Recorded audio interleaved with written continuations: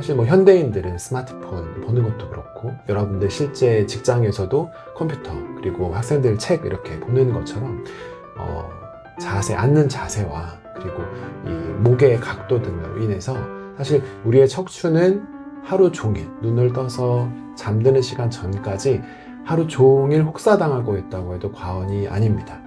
당연히 예전에 비해서 노인분들만 그런 것이 아니고 오히려 더 젊은 분들일수록 더 많이 발생할 수 있는 가능성이 올라가고 있고요.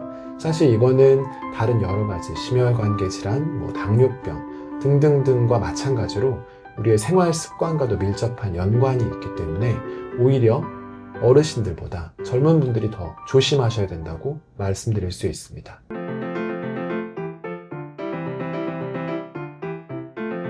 안녕하세요.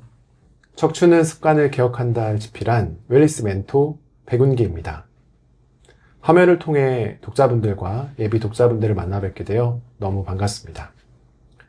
아마 저를 처음 보시는 분들은 척추 건강 서적을 쓴 작가인데 왜 의사나 물리치료사가 아닐까라고 궁금해 하실 것 같습니다. 저의 본업은 15년이 넘는 시간 동안 화장품 제품을 만드는 R&D 현장에서 새로운 제형을 설계하고 성분을 연구해온 연구원입니다. 그리고 앞으로 강단에서 학생들을 가르치는 교수가 되기 위해 각 박사과정을 치열하게 밟아나가고 있습니다. 의료인이 아닌 제가 감히 허리건강 전도사를 자처하며 책을 쓰게 된 계기는 역설적이게도 제 몸 자체가 처절하게 부서져 본 경험이 있기 때문입니다. 저는 지난 2017년과 21년 두 차례에 걸쳐 요추 추간판 탈출증, 보통은 허리 디스크라고 말씀하시는 수술을 받아서 2번 수술한 환자입니다. 30대 초반이라는 젊은 나이에 갑작스럽게 극심한 통증으로 주저앉았고 뼈아픈 시행착오를 겪으며 병상에서 긴 시간을 보냈습니다. 그 고통의 시간 동안 저를 구원한 것은 다름 아닌 제 본업의 습관이었습니다. 실험실에서 미지의 샘플을 분석하고 에러 메시지가 뜨면 그 원인을 정밀하게 추적하듯이 제 몸이 발신하는 통증이라는 신호를 객관적인 데이터로 읽기 시작했습니다. 언제 아픈지, 어떤 행동을 해야 통증이 덜 느껴지는지 하나하나씩 분석을 하기 시작했고 어찌 보면 수술 전보다도 더욱 건강한 몸으로 여러분들을 만나 뵙게 되었습니다. 제가 직접 아파봤고 그리고 수술을 어떻게 해야 되는지 고민해봤고 수술을 받으면서 어떻게 극복해야 되는지 제 몸을 통해 어찌 보면 실험을 했기 때문에 지금도 통증 때문에 고생을 하시고 수술을 해야 하는지 말아야 하는지 고민하시고 그런 분들께 조금 더 진솔한 이야기를 들려드릴 수 있다고 생각이 됩니다. 오늘 말씀드리는 저의 이야기가 지금 척추뿐이 아니라 목, 여러 가지 디스크 관절로 고통스러워 하시는 분들께 따뜻한 등불이 되기를 바랍니다. 누군가 저에게 인생에서 가장 캄캄하고 억울했던 암흑기가 언제인가 라고 묻는다면 저는 단 1초의 망설임도 없이 디스크로 처절하게 아팠던 시기라고 말할 것입니다. 그 디스크라는 병은 참 외롭고 억울합니다. 겉보기에는 굉장히 멀쩡해 보이는데 바늘로 찌르고 전기가 찌릿찌릿 흐르는 듯한 통증을 오롯이 환자 혼자 감당해야 하기 때문에 주변에서 꾀병 취급을 하거나 눈물이 날 만큼 아픈 가운데 위로받지 못하는 상황이 많았고 때문에 마음 상한 적도 굉장히 많았었습니다. 돌이켜보면 2017년 첫 수술을 했을 때는 저희 첫째가 아직 취약하기 전이었고 둘째는 갓 돌을 지난 시기였습니다. 아이들의 상황뿐만 아니라 아버님도 고관절 수술을 받으셔서 어머님이 아버님 병간호를 했어야 됐었고 장모님은 돌아가신 직후였기 때문에 저희 와이프 입장에서는 어린 두 아들을 홀로 케어해야 되고 그리고 큰아들이 아픈 것까지 케어해야 되는 굉장히 어려운 상황이었습니다. 이 책은 그런 여러 절망의 상황 속에서 제가 다시 일어날 수 있을까? 내가 내 아이를 다시 안아둘 수 있을까라고 고민하면서 눈물을 흘리는 가운데 쓰게 되었습니다. 때문에 저와 같이 물론 아주 같을 수는 없겠지만 이런 고통을 겪고 있는 많은 분들께 건네는 진솔한 이야기입니다. 책의 내용은 총 5장으로 이루어져 있습니다. 15년간의 허리 디스크와 동거동락한 이야기가 담겨 있고요. 챕터 1에서는 수술 전의 이야기를 담고 있습니다. 제가 2012년경 30대 초반 무렵에 장인어른과 함께 통증을 느껴서 병원을 갔었습니다. 장인어른께서 아는 병원이어가지고 의사분과도 친밀도가 있는데 그 어르신이 저를 보시면서 하는 말씀이 30대 맞지? 라고 하시는 겁니다.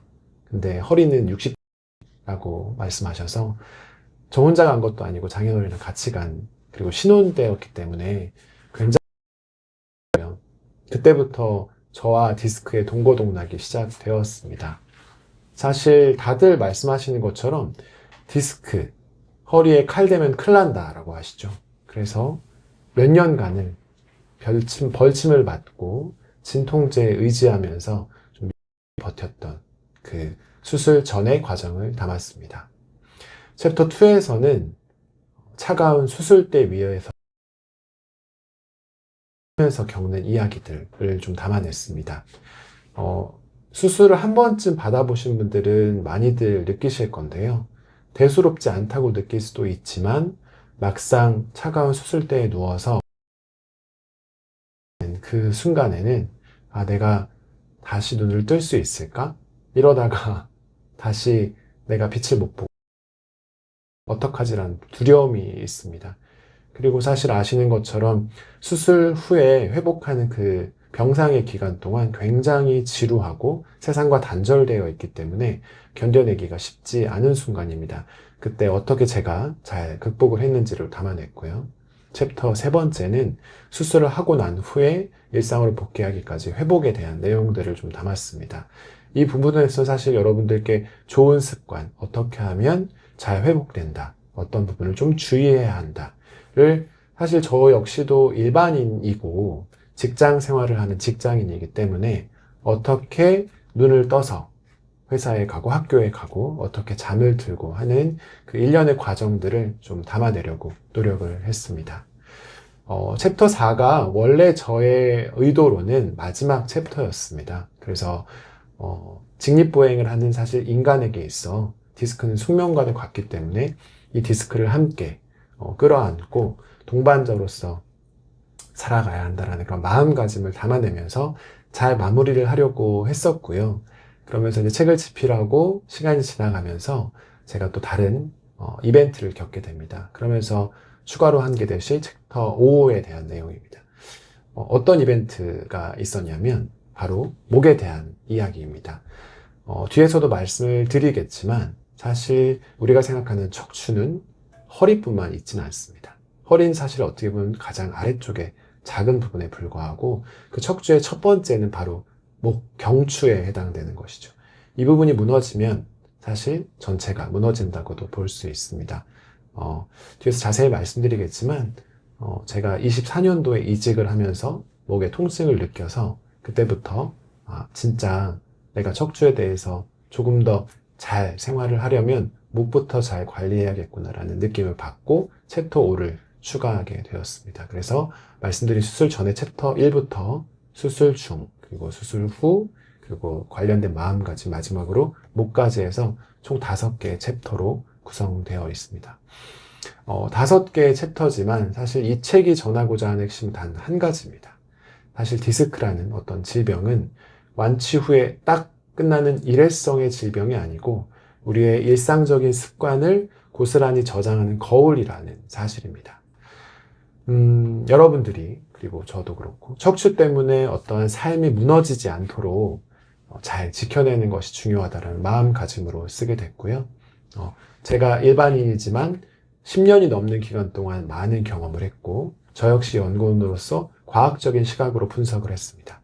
이런 소중한 경험이 녹아져 있는 내용을 독자 여러분들께 전해드리고자 책을 쓰게 되었습니다.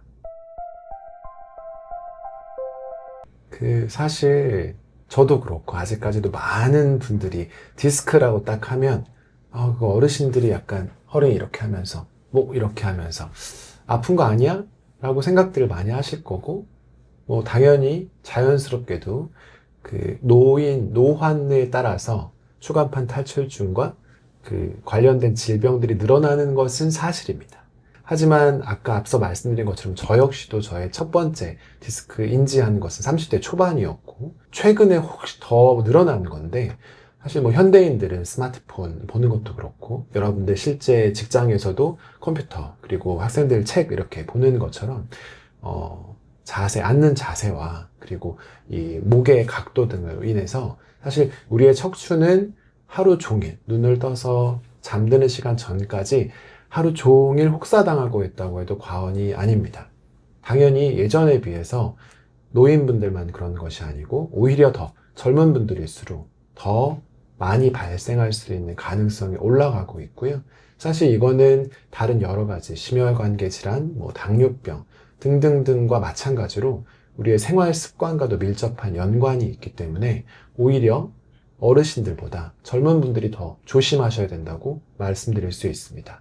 그리고 젊은 분들일수록 사회생활을 많이 하시고 사실 몸의 중심이 되는 허리, 목이 튼튼해야 일상생활을 할 수 있기 때문에 더욱 중요한 부분이고요.